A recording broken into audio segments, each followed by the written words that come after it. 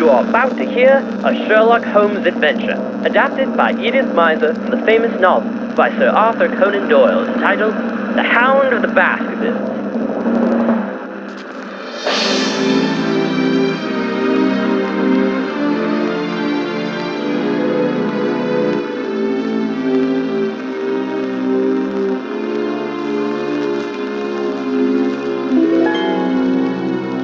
Helion Icarus Associated, tonight's sponsor of this thrilling tale, would like to say hello and welcome to the show. We shall get back to the Hound of the Baskervilles quite soon, but first I want to talk about two other friends of mine that live out on the desolate, dreary moors. Both too poor to travel, both in desperate need of sunlight, both wasting away without it. How unfortunate. Indeed. I can still recall my first friend's exact words when he spoke to me the other day. "Oh, Belle, I can hardly stand this much longer. My family is shriveling before my very eyes for want of sunlight.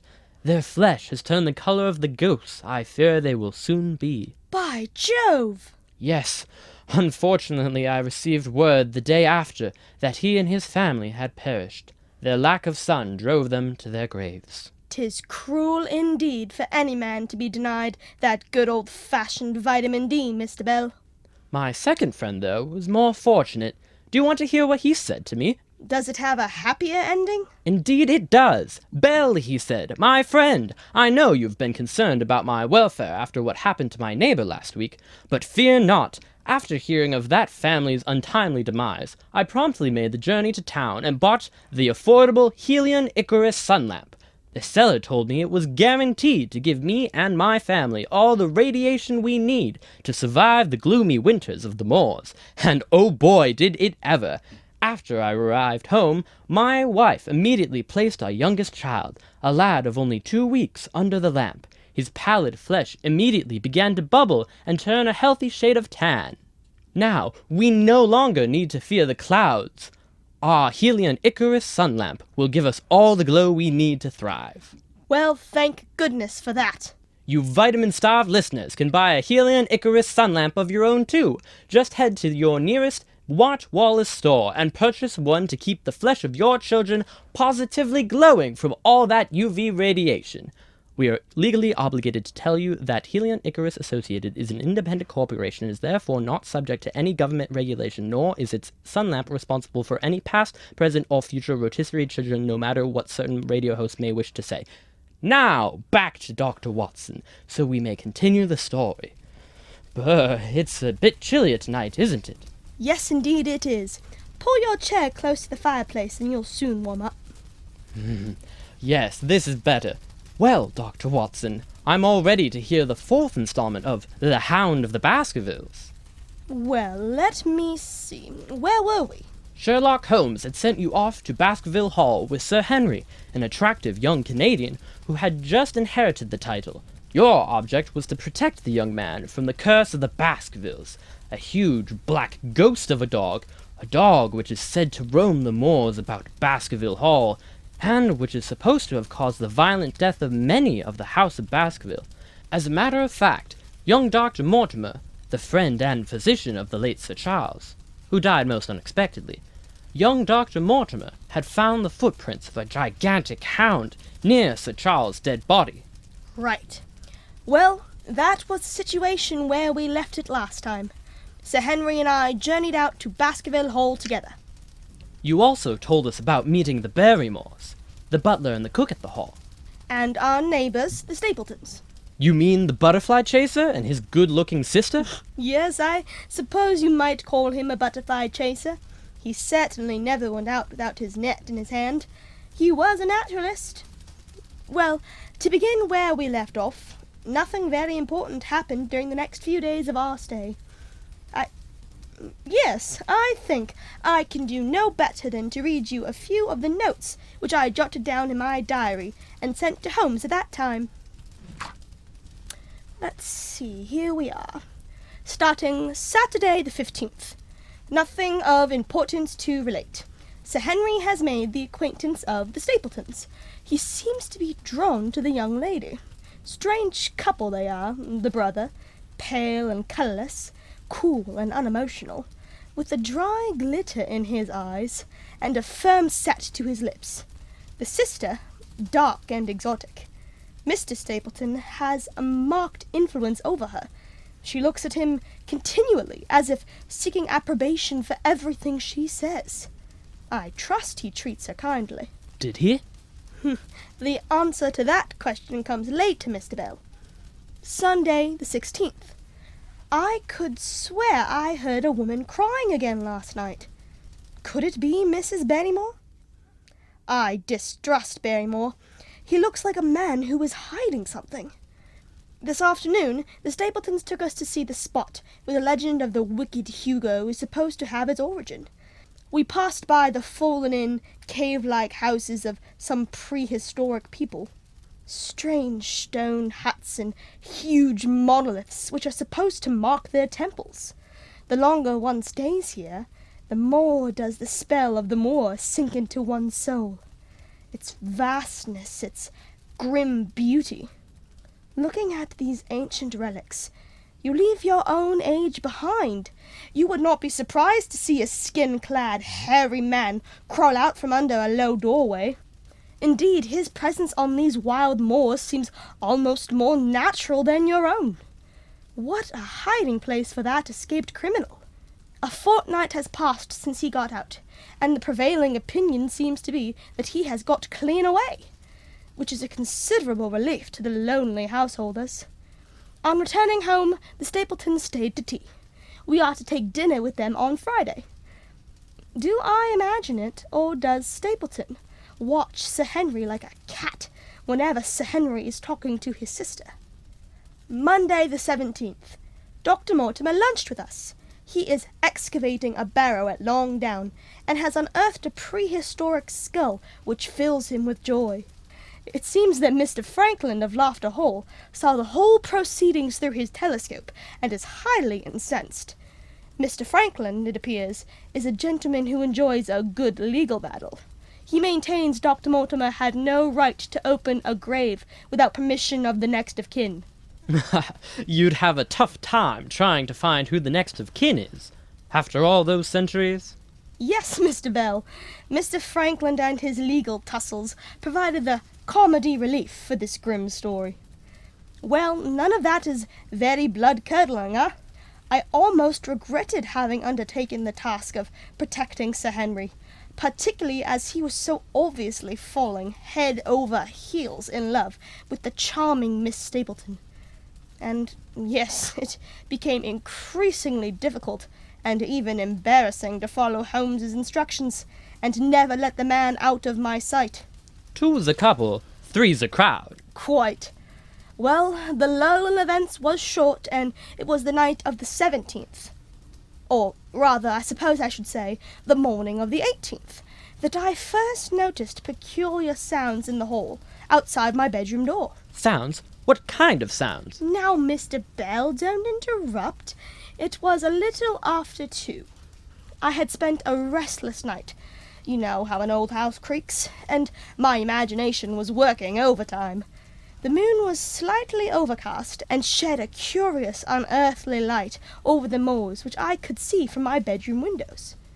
Suddenly I fancied I heard the sound of stealthy footsteps coming down the hall.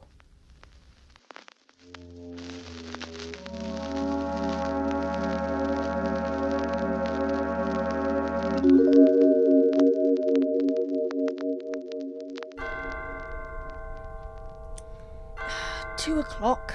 Confound it. Why can't I get to sleep? Hello? What's that? Footsteps. Muffled footsteps. Someone in stocking feet coming down the hall. He's headed for Sir Henry's room. Where's my revolver? So that's his game, huh? Well, nothing's going to happen to Sir Henry. Not while I... Why, it's Barrymore. He's holding a shaded candle. What a strange look on his face. So white, so grim. He's past Sir Henry's door, so it's not that. Where in thunder is he going? The last door down the hall. He's going in there. But that room's unfurnished. I'd better see what he's up to. Confound these boards. Why do they have to squeak so? Here's the door. Now then. Hello? He's crouching at the window, with that candle held against the glass. He's looking for something out there on the moors. Oh, no, no, no.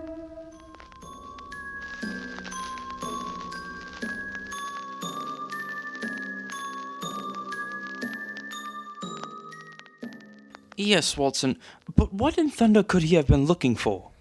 I don't know, Sir Henry, but whatever it was, he must have seen it, because he blew out his candle, retreated down the hall, and after a minute or two, I heard a door downstairs closing quietly. You mean he went out there? Onto the moors? I didn't actually see him, but I could take my oath that that's exactly what he did.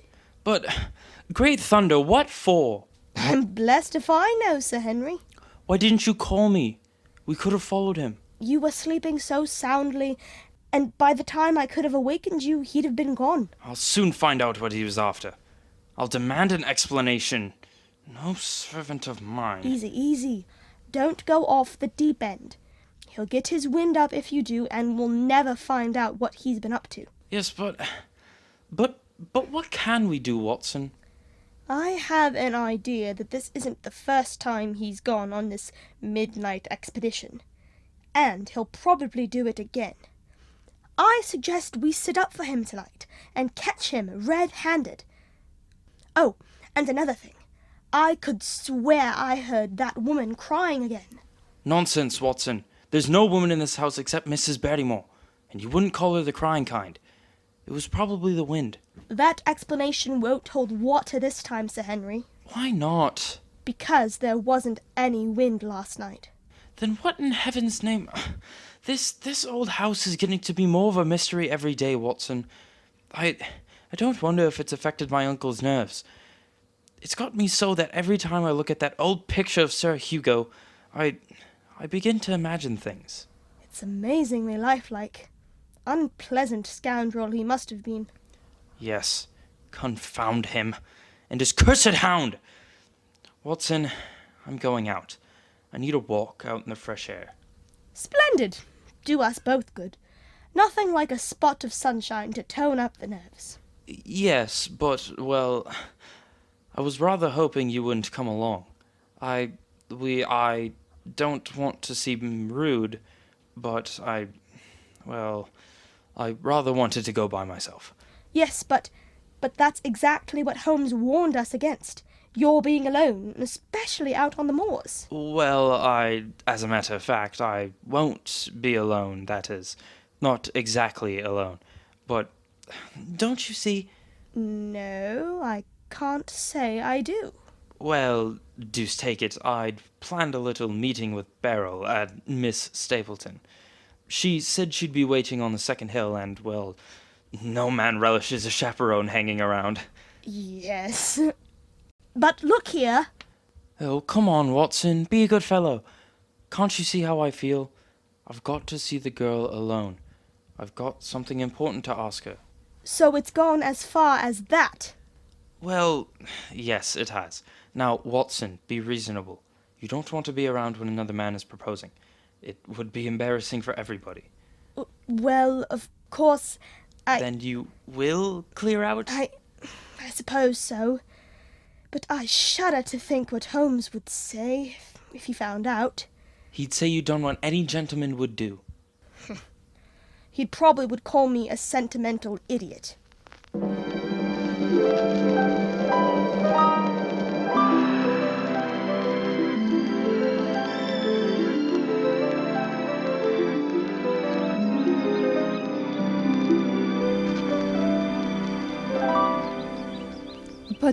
But Sir Henry, you've known me for such a short time. Long enough to know my own mind.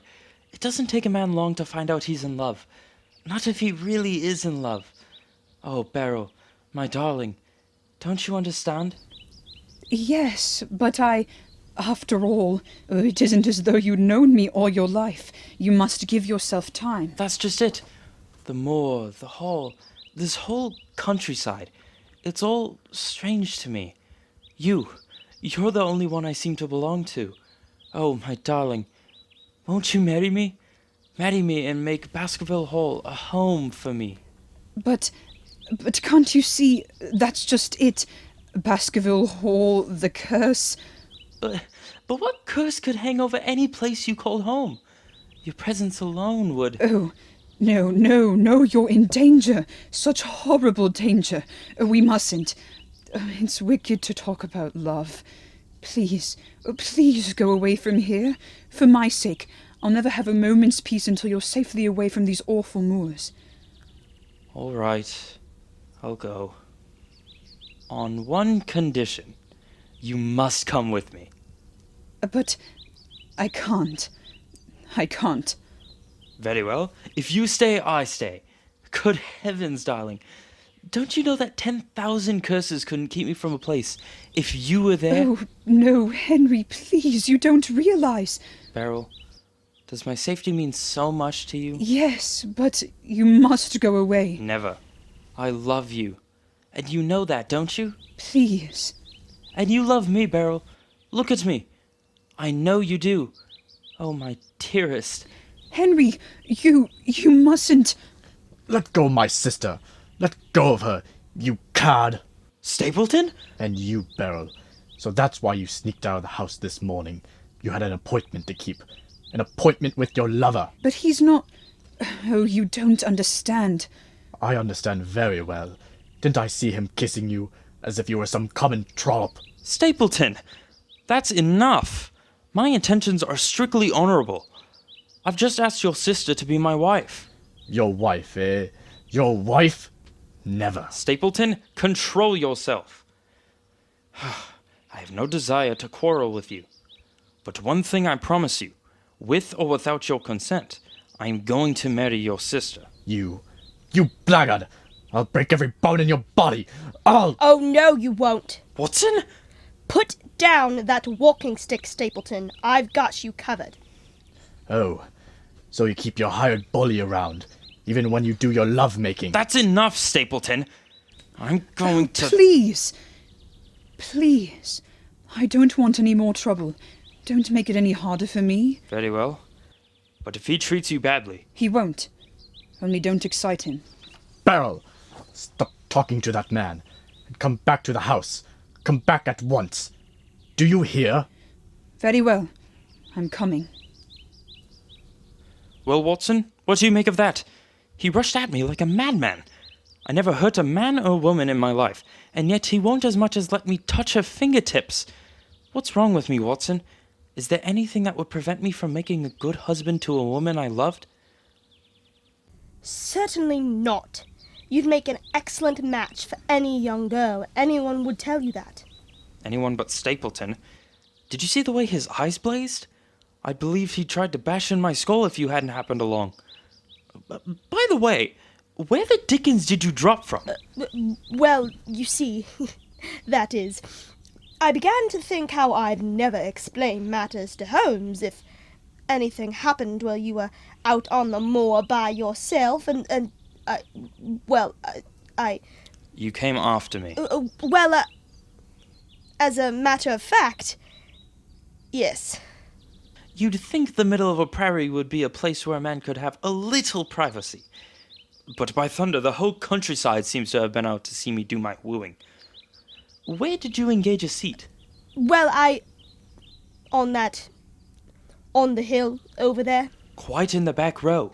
Yes, I couldn't catch a word, really, and I was looking in the other direction most of the time. Very delicate of you. A pity her brother couldn't exercise the same amount of tact. He was in the front row, apparently. Did it ever strike you that he might be a bit crazy? Well, I'll admit I did think something of the sort when I saw the way he rushed at you. Yes. That's another mystery to solve. Does it strike you, Watson, that we know less about this place than we did when we arrived? Well, yes. It had occurred to me that we were adding to, rather than subtracting, from the questions to be solved. Yes. Well, there's one question we're going to find an answer to tonight. What's that? What Barrymore is up to, and who it is that cries in the night.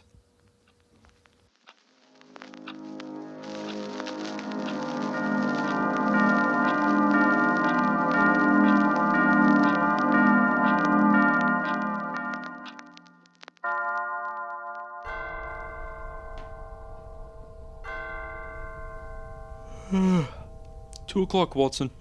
Isn't it about time Barrymore started something? Patience, my dear fellow. I dare say he doesn't run according to any exact schedule. I'm getting jumpy sitting here in the dark. There are so many creaks and noises.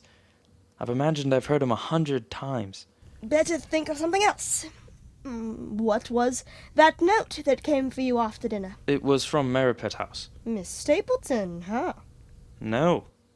Her brother. By Jove! Yes, I was surprised too. It contained an apology. A very handsome apology, as a matter of fact. Oh. How did he excuse himself?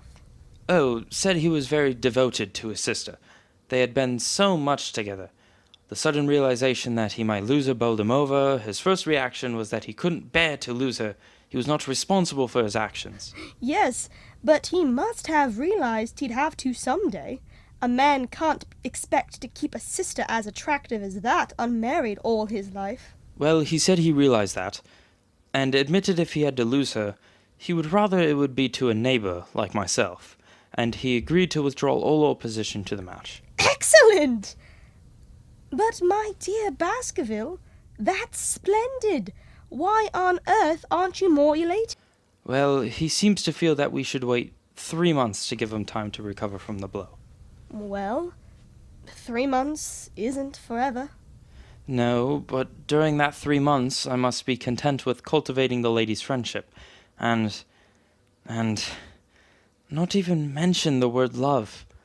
That's the dickens of a situation for a man who feels the way I do, especially when I'm sure she doesn't exactly hate me. Oh, don't take it so seriously. At least it clears up one of our problems. I wonder. Seems to me there was more than brotherly shock in Stapleton's attitude this morning. Yes, I'd give a lot to know. Quiet. I think I hear footsteps. By thunder, there are footsteps coming down the hall. Stocking feet again. What did I tell you? Here he comes. Yes, it is Barrymore. And his candle. What a strange look on his face. Quiet now. He's passing our door. Now then, follow him in the shadows. Confound these boards. They creak. Thank heaven Barrymore is a bit deaf. There he goes into that room. Hurry along. What are you going to do? Leave all that to me. Here's the room. Yes, there he is, standing in front of the window, looking out over the moors. Barrymore, what is the meaning of this? Oh, Sir Henry. What are you doing here? It is the windows. I go round every night to see if they're fastened. On the second floor? Barrymore, you're lying. I've made up my mind to have the truth. What were you doing at that window? I was holding a candle to it. And why are you holding a candle to that window? Don't ask me, Sir Henry. It's not my secret. I can't tell you. Look here, Barrymore. If you were holding a candle to that window, it must have been a signal of some sort. By George, I think you're right, Watson. Barrymore, give me that candle. Yes, sir.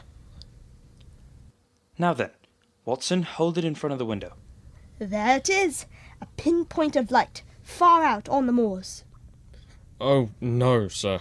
It's nothing. I swear, it's nothing. Move your light across the window, Watson. By Jove, it moves too. Now then, Barrymore, do you deny it's a signal? Come on, speak up. What sort of conspiracy is going on here? It's my business. Mine alone. I can't tell you. Barrymore, your family has lived with mine for over 100 years under this very roof. And now I find you in some plot against me? No, sir. On my honor, it has nothing to do with you. I don't believe it.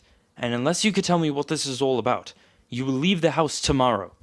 Oh, no, no. Mrs. Barrymore. Elizabeth, what are you doing here? I heard voices. I had to come. then you may as well know. We have to leave here tomorrow. Oh, John, John, what have I brought to you? It is all my fault. Sir Henry, he's done it for my sake, because I asked him. Done what, Mrs. Bertymore? My brother is starving on the moor.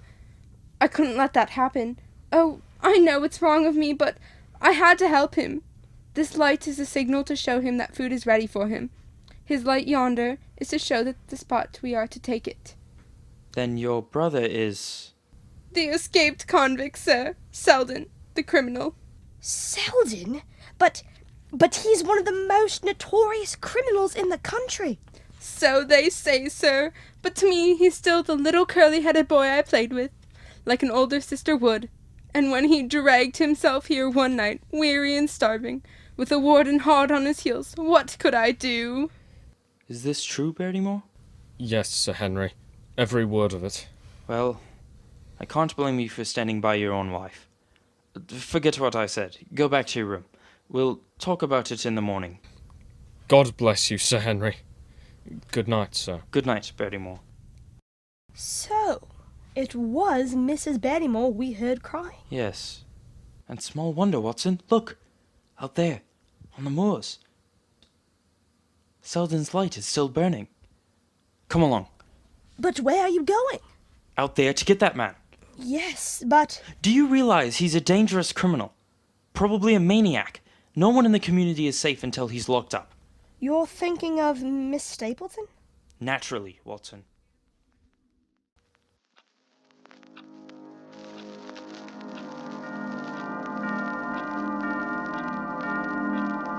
We must be getting near the spot.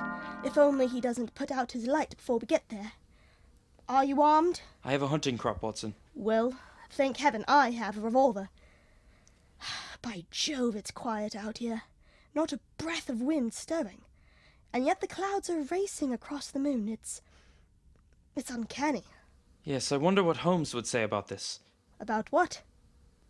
Our being abroad on the moors in the hour of darkness when the power of evil is exalted. Great Scott, I forgot all about that. Watson, what's that? I don't know. I've heard it before. Stapleton says it's probably a bittern.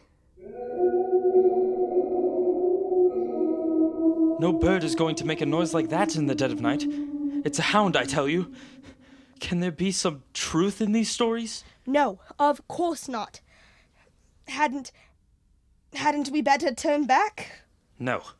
By thunder, we came out to get our man. And we're going to get him in spite of any hound let out of hell. Come on. We must be nearly there. In that hollow, just this side of the cleft hole. His candle is probably in a crevice so that it's only visible from the direction of the hole. Yes. I see a flicker.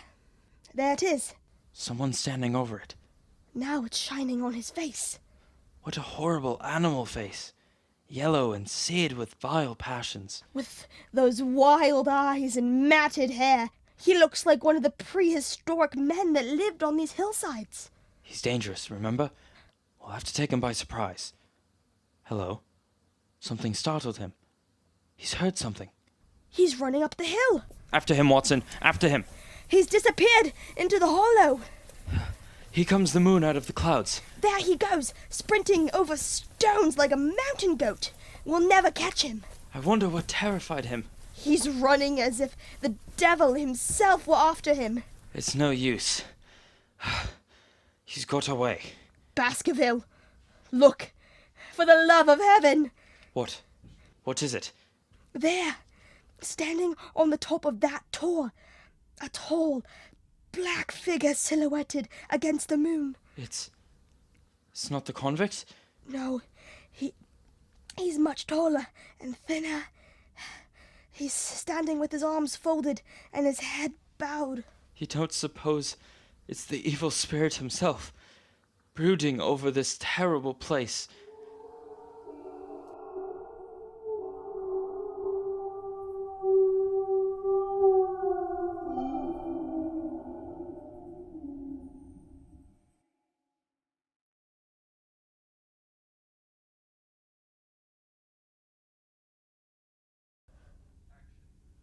Dr. Watson, you're not going to leave us there. Why, I'm all on edge to hear what happens next. I'm sorry, but I'm afraid that's all I can tell you tonight. But I'll give you a hint about what's going to happen. Tomorrow, I'll tell you more about that figure on the moor, and about a lady whose initials were L.L. You have been listening to a Sherlock Holmes adventure. Tune in to this same station tomorrow at 7 p.m. St. Paul time for the next installment in our spooky tale. If you enjoyed this episode, please consider donating to the Chaska High School Theater Department to help fund future projects. You can mail your donations to Chaska High School, care of Mrs. Jane Herget, 545 Pioneer Trail, Chaska, Minnesota, 55318. This program comes to you from the CHS studios in Minnesota.